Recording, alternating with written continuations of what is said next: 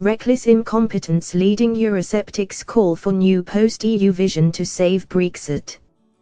Brexiteers need to quickly devise a fresh vision for Britain outside the European Union if the referendum result is not to be overturned by Remainers, a leading eurosceptic has warned.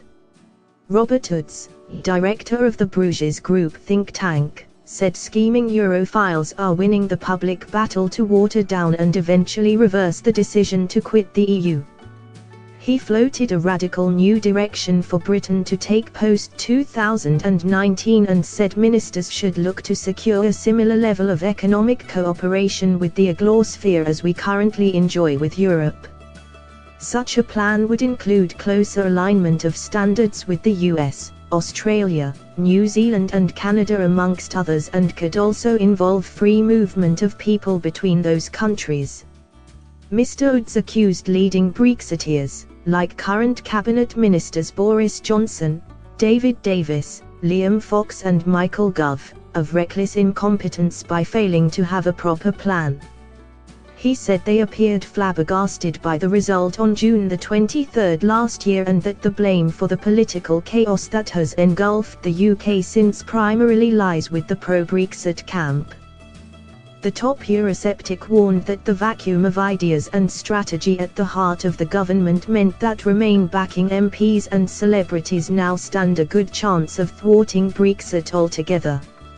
Mr. Woods said, "Beyond hazy generalities, there is little to believe in with Brexit as it stands. As a result, people will increasingly become disillusioned. If a bad deal is eventually struck and it goes to Parliament for approval, either a general election or second referendum could become a legitimate vehicle through which to upend the entire Brexit process. With May's government barely clinging to a majority, it doesn't require too much imagination to see how persistent Remainers could eventually get their way." Setting out his own vision for future cooperation with the Anglosphere, he warned ministers, "What is needed, if Brexit is to stop hemorrhaging legitimacy, is an ambitious plan." Mr. Woods pointed out that economic growth and prosperity in many English-speaking countries has been consistently higher than the Eurozone average and in most cases has outstripped even Germany.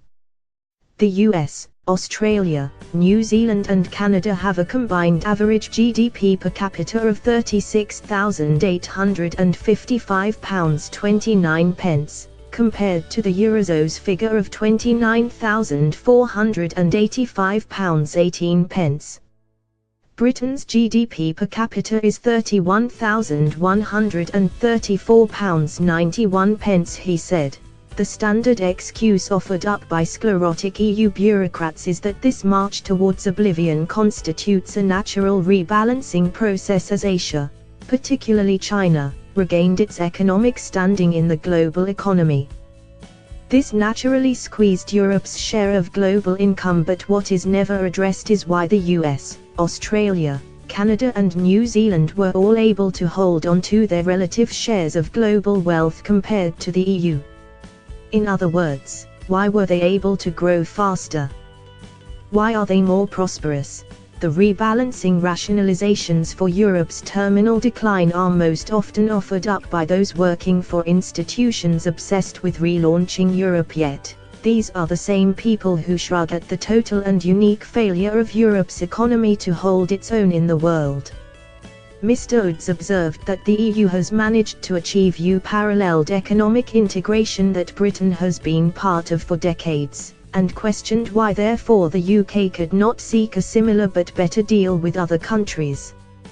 He asked, why, then, would some scheme for the Anglosphere be so far-fetched? Why would free movement of workers, for example, among countries with such similar needs and concerns, not to mention entwined intelligence services, be so unthinkable? And if it is not, where is the action? The leading eurosceptic said Britain should obey the letter of the law, but certainly not its spirit when it comes to agreeing trade deals whilst still an EU member, and urged Trade Secretary Liam Fox to get on with discussions.